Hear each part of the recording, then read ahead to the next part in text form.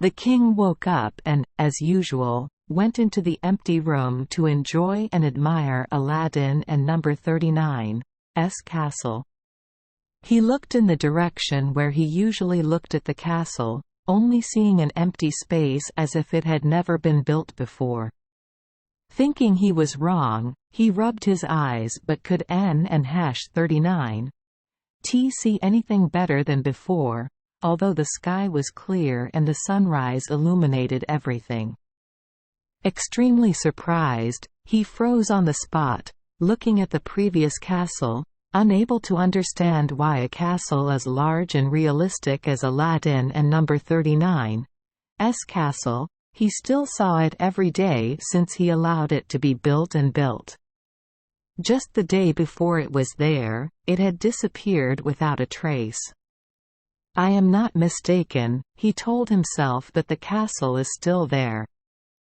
If it falls, the materials must pile up there, and if it is submerged in the soil, it will leave some traces. No matter what happened, even though he acknowledged that the castle no longer existed, he still waited a while to see if he was wrong. Looking back before returning to his room, sitting in the room, his mind was confused and didn't and #39 know what to do, so he had to call the Prime Minister to come quickly. The Prime Minister arrived in such a hurry that neither he nor his servants noticed that the castle was gone. The gatekeepers opened the door but did not notice. The Prime Minister asked the king, "Your Majesty, you called me urgently, so I thought there was something very unusual, because you also know that today is the day of the court and later, as usual, I have to come to pay my respects. What happened was very unusual, as you said. I ask you, where is Aladdin and number 39's castle?" "Sir, I just passed by. The castle seems to still be there. Such solid structures cannot be easily replaced. Go up to the empty room and take a look, then come down and tell me if you still see that castle."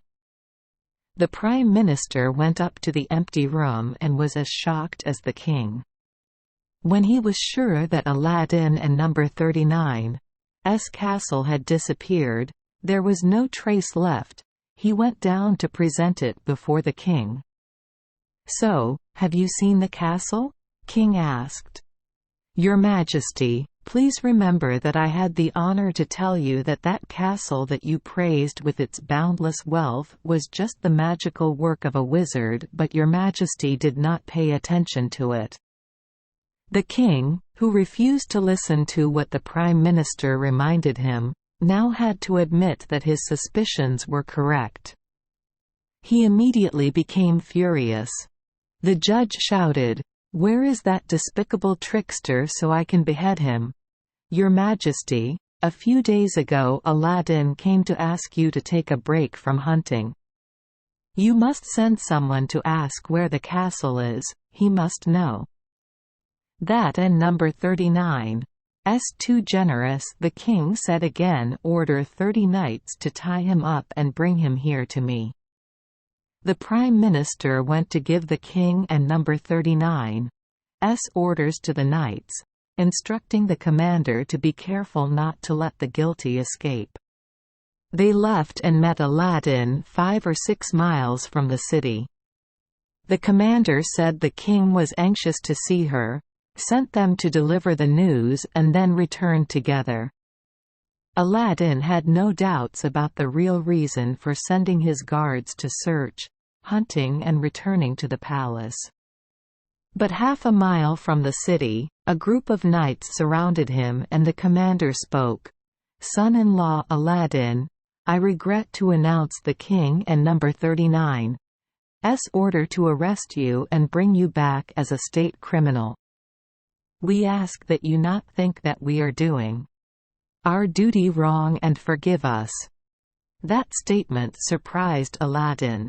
He asked the commander what crime he was accused of. He replied that he and his men knew nothing. Aladdin saw that his people were much smaller than the army, even though they were far away. He dismounted and said, "I am here, you just follow orders. I can only say that I have not committed any crime against the king or the country." They put a large and long chain around his neck and wrapped it around his body, tying both arms. When the commander stepped forward, a horseman holding the end of the chain walked beside the commander, leading Aladdin to walk back to the city. When the knights reached the outskirts, the first people saw people leading Aladdin like a state criminal, thinking that the court would behead him. The people loved him, many people wielding swords and other weapons, those without weapons holding stones, rushed to follow the knights. Soon the crowd of people overwhelmed the knights. Fortunately, they were able to return to the palace without being robbed of Aladdin by the people. They were careful to sometimes widen the line, sometimes to close it tightly to cover the entire width of the road. Arriving at the palace square, all the armed people stood in a horizontal line facing the palace until the commander led Aladdin into the palace and the guards tightly closed the door. Aladdin was led before the king, who was waiting on the balcony with his viziers. As soon as he saw him, he ordered the executioner waiting there to behead the prisoner, not wanting to hear a word of explanation. The executioner grabbed Aladdin, removed the chains around his neck and around his body, spread a sheet full of the blood of the executed people on the ground, forced him to kneel and blindfolded him. He drew his sword, gained momentum, danced the sparkling sword 3 times and waited for the king and number 39's command to strike. Meanwhile, the Prime Minister saw a crowd of people in the square crowding in a group of knights and climbing up many places on the palace walls to rush in. Before the king signaled the execution, the Prime Minister quickly stopped the king. "Your Majesty, please think carefully about what you are about to do. The palace could be destroyed and things would become dangerous." "My royal palace was destroyed? Who has such courage? Your Majesty, please look at the palace walls and squares. You will clearly see that what I say is true." When the king saw such a strong uproar in his capital, he was immediately frightened and immediately ordered the executioner to put down his sword, remove his blindfold, and let Aladdin go free. He also ordered the guards to shout loudly that the king had granted Aladdin a favor and everyone retreated. The people who had climbed the palace wall saw this and gave up their intention to attack. They jumped down in joy because they had saved the person they truly loved, and announced it to those surrounding them. The news was transmitted to the people in the square and the guard and number 39's announcement was widely broadcast. The king had just released Aladdin to calm the people, the commotion ended and everyone went home. Aladdin was untied, raised his head and looked up at the king, raising his voice with an emotional attitude. "Your Majesty, I beg you to grant me one more favor. To tell me what crime I committed." "What is your crime, traitor?" Don and number 39's. "You know?" the king said. "Come up here and I will tell you clearly." Aladdin goes up. "Follow me," the king said and turned away without looking at him. He led him to the window of the empty room. "Come in, you must know where your castle is. Look in all directions and tell me how it is." Aladdin looked and saw nothing. He looked across the land where the castle had been built, unable to guess why it had disappeared. This unusual and strange situation made him confused and surprised, unable to answer the king a word. The king impatiently repeated, "Tell me, where is your castle, where is my daughter?" Aladdin spoke up and said, "Your Majesty, I see clearly, I confess.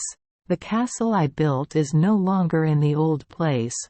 I see it has disappeared and cannot say where it is, but I assure you that I did not do anything about this phenomenon. I Don and number 39. T need to know how your castle is doing. I and number 39.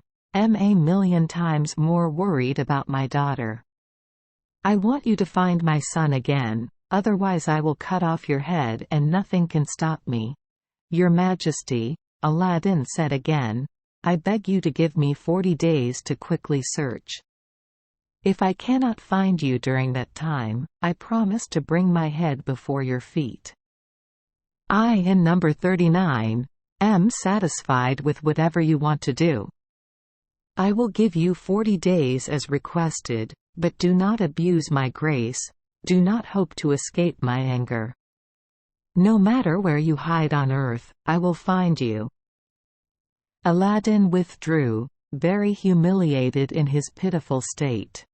He walked through the royal palace courtyards with his head bowed, not daring to look up. The military officials in the courtyards turned their backs so they could N and #39. T see him and he didn't and #39. T want to see them anymore. But if they came near to comfort or help, they would no longer recognize Aladdin. He himself did not recognize him. He was no longer conscious. That was clearly shown when he left the palace. Without thinking about what he was doing, he went knocking on every door and asking people he met on the street if they had seen his castle anywhere or if they knew anything about it. Those questions made everyone think Aladdin had lost his mind. Some just laughed, but those who were more reasonable, especially those who had friendship or business relationships with him, truly sympathized. He stayed in the city for 3 days, sometimes from one place to another, only eating what was brought to him and not knowing what else to do. In the end, unable to live in such a miserable state in the city that had formerly been so prestigious, he left the city and went to the fields, passing through many fields with unstable and miserable conditions, and at night he thought about a riverbank. He was desperate. Where should I find a castle now? To which province, which country, which part of the world to find it and my dear princess? There will never be any results. It is better to release all the fatigue and sadness that is tormenting us. He was about to jump into the river but thought that as a faithful Muslim, he must wash his hands before dying. He went to the riverbank to wash his face and hands according to custom. This place was a bit steep and wet. He slipped and fell into the river. If he didn't and #39, T have time to hold on to a rock near the foothold. Luckily for him, he was wearing the ring the wizard gave him when he went down to the basement to get the magic lamp. To keep himself from falling into the river, he rubbed the ring hard against the stone. At that moment, the ring god who had appeared before in the cave was present again, asking him, "What do you want?" "I am ready to obey him as his slave, and so are all who wear the ring on their hands, me and the other slaves of the ring."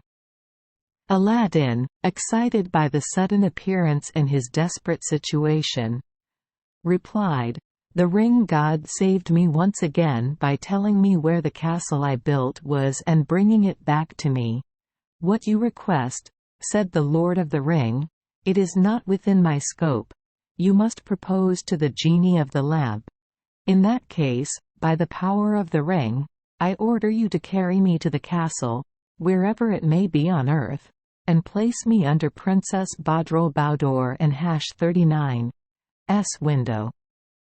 As soon as Aladdin finished speaking, the genie of the ring took him to Africa in the middle of a lawn with a castle, from a large city, and placed him under the window of the princess and number 39's room.